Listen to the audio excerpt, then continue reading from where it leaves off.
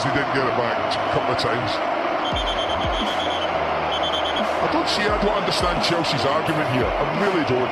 Twice they've done it in the game to Manchester United. Referee Mark Clattenburg has been cleared by the English FA of racially abusing Chelsea's John Obi Mikel during a Premier League match in October. ቼልሲ ሕይወቴን ሊያጨልም ከሐሰት አሉባልታ ጋር ተሰለፈ። እኔ ጆን ኦቢ ሚኬልን አፍን ዘግተህ ተጫወት፣ ከፊቴም ዞር በል፣ አንተ ጦጣ አላልኩትም።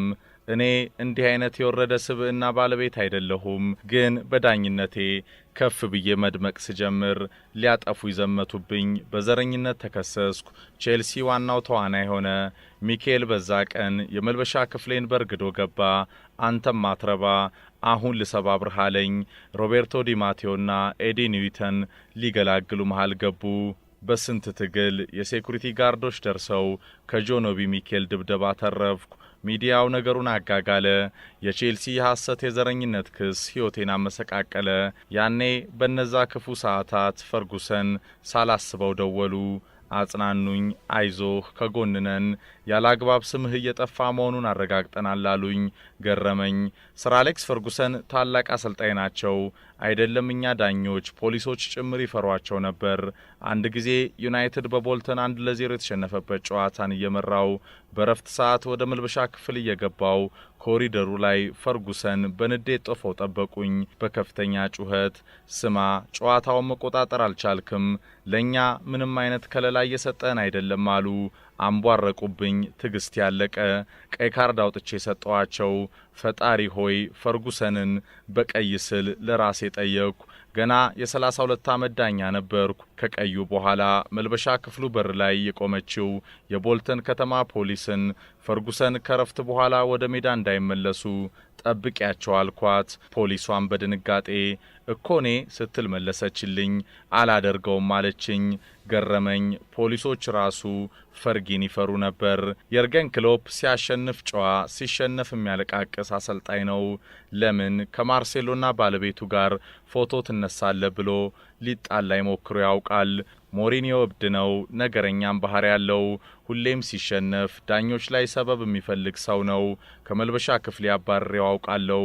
ዊስትል ብሎር ስፖርትን ከመጽሐፍ በትሪቡን የቀድሞው ዝነኛ እንግሊዛዊ ዳኛ ማርክ ክላተንበርግ የዳኝነት አስገራሚ ታሪካቸውን የሚተርከው አዲሱ መጽሐፍ በትሪቡን።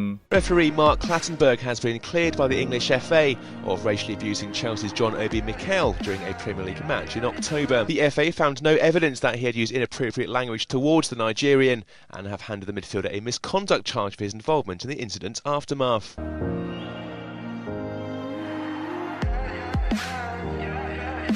አስራ 13 ዓመታት በዳኝነት ሕይወቴ ከኮከቦቹ ተፋጥጫለሁ።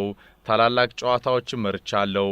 ከዓለም ዋንጫዎች፣ የቻምፒየንስ ሊግ ፋይናል፣ የአውሮፓ ዋንጫ ፍጻሜ፣ ኤፍኤ ካፕ፣ ሊግ ካፕ፣ የኦሎምፒክ ፍጻሜ፣ ሱፐር ካፕ፣ በርካታም አልዘነጋቸው የፕሪሚየር ሊግ ጨዋታዎችን እረ ብዙ።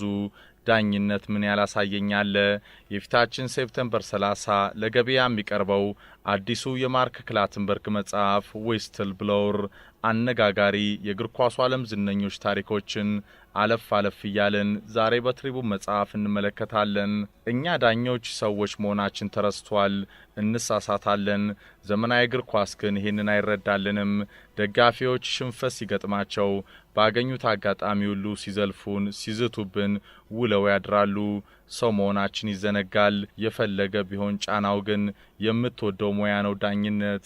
አንዳንዴ ከፍ ባለው ፕሮፌሽናል የእግር ኳሱ ዓለም ዳኞች ላይ የሚደርሰው ጫና ያይላል። ውድ ክፍያ የሚከፈላቸው ነጭናጫ ተጫዋቾች፣ ነገረኛ አሰልጣኞች፣ እልህኛ ደጋፊዎች፣ ሴረኛ ክለቦች ነገሮችን ሆን ብለው ከሚያጋግሉ ተንኮለኛ ሚዲያዎች ጋር ዳኝነት ፈተና ይሆናል። የኔም ያለፈ ዳኝነት ህይወት ይሄ ነው። ማርክ ክላተንበርግ ይቀጥላሉ። በ2012 ነው የቼልሲና የማንቸስተር ዩናይትድ ጨዋታን እየመራው ነው። ዩናይትድ 3-2 ያሸነፈበት ጨዋታ ያ ግጥሚያ ለ25 ቀናት ህይወቴን አመሰቃቀለ። በጨዋታው ቶሬዝና ኢቫኖቪችን በቀይ አባረርኩ። ቼልሲዎች እንደማበድ አደረጋቸው።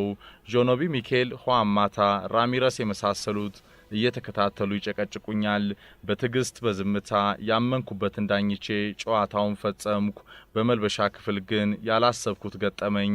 ሚኬል የመልበሻ ክፍሉን በር ገልብጦ ገባ። አንተም ማትረባ እኔን ተሳደብ ካለኝ አሁን ምን ትሆን እስቲ እሰባብርሃለሁ ማለኝ። ናይጄሪያ የኮከብ ግዙፍ ነው፣ ሊበላኛ ፍጧል። ሮቤርቶ ዲማቴዮና ሂዩተን በመሃል ገቡ። ከፍ ያለ አምባጓሮ የሴኩሪቲ ጋርዶች ደረሱ። እንደምንም ሚኬልን ይዘውት ወጡ። ደንግጫለው። ጆኖቢ ሚኬል ላይ በቆዳ ቀለሙ ምክንያት ከፍተኛ የዘረኝነት ዘለፋ በጨዋታው መሃል እንደፈጸምኩ ሚዲያው ያወራል። ወሬው ከመቼው እንደተዛመተ አላውቅም። እኮኔ ማርክ ክላተንበርግ ሚኬልን አፍን ዘግተ ተጫወት፣ ከፊቴም ዞር በል አንተ ጦጣ ብየዋለሁ። ገረመኝ፣ ደነገጥኩ። ምን አይነት የሐሰት ወሬ ነው? በፍጹም ካንደበቴ ይህ እንደማይወጣ አውቃለሁ። የቼልሲ እግር ኳስ ክለብ ግን እየበራ ያለ የዳኝነት ሕይወቴን ሊያጨልም ከሐሰት አሉባልታ ጋር ተሰለፈ። ተከሰስ። ያ ምሽት ያ ጨዋታ ሕይወቴን ረበሸ። ልጆቼ፣ ቤተሰቤ፣ ባለቤቴ፣ ጓደኞቼ እኔን በዚህ የተበላሸ ባህሪ አያውቁኝም። የሶሻል ሚዲያው በሐሰት መረጃ የታጀበ ስም ማጥፋት ግን የቼልሲ ክስ ተጨምሮ የምወደው የዳኝነት ሙያን እዚህ ደረጃ ለመድረስ የከፈልኩት መስዋዕትነትን እያሰብኩ ነገሩ እስኪጣራ ከበርካታ የግድያ ማስፈራሪያ ዛቻዎች ጋር 25 የጨለማ ቀናት አሳለፍ። ማርክ ክላተንበርግ በአዲሱ መጽሐፋቸው ይናገራሉ። ኋላ ነጻ ወጣው። በነዛ መጥፎ ቀናት መካከል ያለ ኃጢያቴ እንደዚያ መነጋገሪያ ሲሆን የዳኝነት ሙያዬን ከህልሜ ታላላቅ የፍጻሜ ጨዋታዎች መሃል ሳላደርስ ላቆም በሬን ዘግቼ ከራሴም እየተጣላው በነበረበት ጊዜ ሳላስበው ሰር አሌክስ ፈርጉሰን ደወሉ። ፈርጉሰን አጽናኑኝ። አይዞህ ከጎንነን፣ ያለ አግባብ ስምህ እየጠፋ መሆኑን አረጋግጠናል አሉኝ። ገረመኝ። ሰር አሌክስ ፈርጉሰን ታላቅ አሰልጣኝ ናቸው። አይደለም እኛ ዳኞች፣ ፖሊሶች ጭምር ይፈሯቸው ነበር። አንድ ጊዜ ዩናይትድ በቦልተን 1-0 የተሸነፈበት ጨዋታን እየመራው በረፍት ሰዓት ወደ መልበሻ ክፍል እየገባው ኮሪደሩ ላይ ፈርጉሰን በንዴት ጦፈው ጠበቁኝ። ደነገጥኩ። በከፍተኛ ጩኸት ስማ፣ ጨዋታውን መቆጣጠር አልቻልክም፣ ለኛ ምንም አይነት ከለላ እየሰጠህን አይደለም አሉ። አንቧረቁብኝ። ትግስት ያለቀ። ቀይ ካርድ አውጥቼ ሰጠዋቸው። ፈጣሪ ሆይ ፈርጉሰንን በቀይ ስል ለራሴም ጠየቅኩ። ገና የ32 ዓመት ዳኛ ነበርኩ። ከቀዩ በኋላ መልበሻ ክፍል በሩ ላይ የቆመችው የቦልተን ከተማ ፖሊስን ፈርጉሰን ከረፍት በኋላ ወደ ሜዳ እንዳይመለሱ ጠብቂያቸው አልኳት። ፖሊሷ በድንጋጤ እኮኔ ስትል መለሰችልኝ። አላደርገውም አለችኝ። ገረመኝ። ፖሊሶች ራሱ ፈርጊን ይፈሩ ነበር። ዊስትል ብሎር አነጋጋሪው የፊታችን ሴፕተምበር 30 ለገበያ የሚቀርበው የዝነኛው ዳኛ ማርክ ክላተንበርግ መጽሐፍ ይቀጥላል።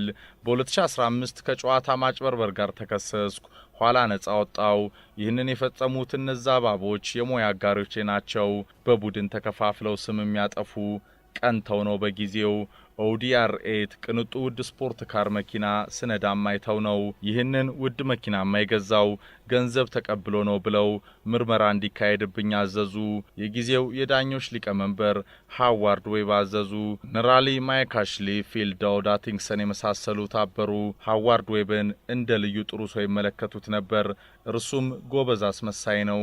አስረዳ ብለው ጠሩኝ። ለምን ስሜን ታጠፋላችሁ? ለምንስ ከጨዋታ ውጤት ማስቀየር ጋር ያላግባብ ስሜ ይነሳል? መረጃ ካለ አምጡ አልኳቸው። ይህንን በእንግሊዝ በጊዜው የፈጸሙት የፕሪሚየር ሊጉ የዓለማችን ቀዳሚ ተመራጭ ዳኛ እየሆንኩ ስለነበር ነው።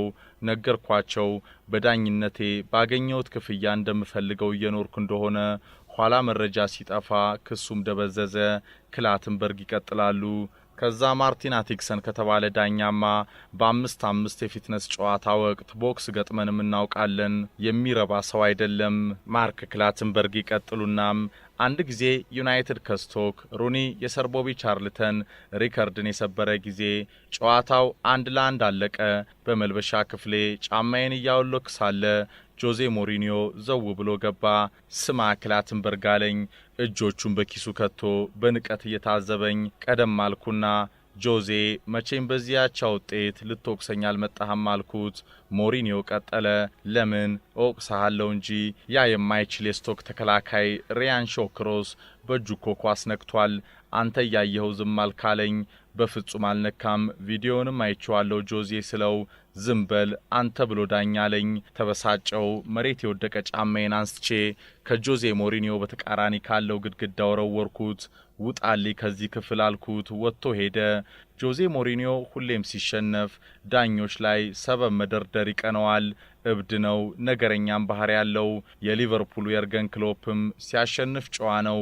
ይጨብጠሃል፣ ጨዋታውን ጥሩ መርተሃል፣ በርታም ይልሃል። የተሸነፈለት በተለይ ቡድኑ ከተበለጠ በማይመለከተው ሁሉ ያለቃቅስብሃል። አንድ ጊዜ በአውሮፓ ቻምፒየንስ ሊግ የርገን ክሎፕ ዶርትሙንድን እያሰለጠነ ወደ ሊቨርፑልም ገና ሳይመጣ በሪያል ማድሪድ 3-0 ተሸንፎ ሳለ ክሎፕ ለምን ከማርሴሎና ባለቤቱ ጋር ፎቶ ስትነሳየው ብሎ ሊጣላይ ሞክሮ ያውቃል። ምን አገባው? ገረመኝ። ልኩንም ነገርኩት። የርገን እንዳውም 3-0 ብቻ ማለቁ እድለኛ ነህ፣ ተርፋችኋል አልኩት። እየተሳደበ ጥሎኝ ሄደ። ዊስትል ብሎር የቀድሞው ዝነኛ እንግሊዛዊ ዳኛ ማርክ ክላተንበርግ ስፖርትን ከመጽሐፍ በትሪቡን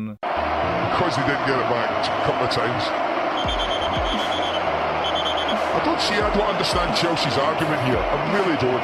Twice they've done it in the game to Manchester United. Referee Mark Clattenburg has been cleared by the English FA of racially abusing Chelsea's John Obi Mikel during a Premier League match in October.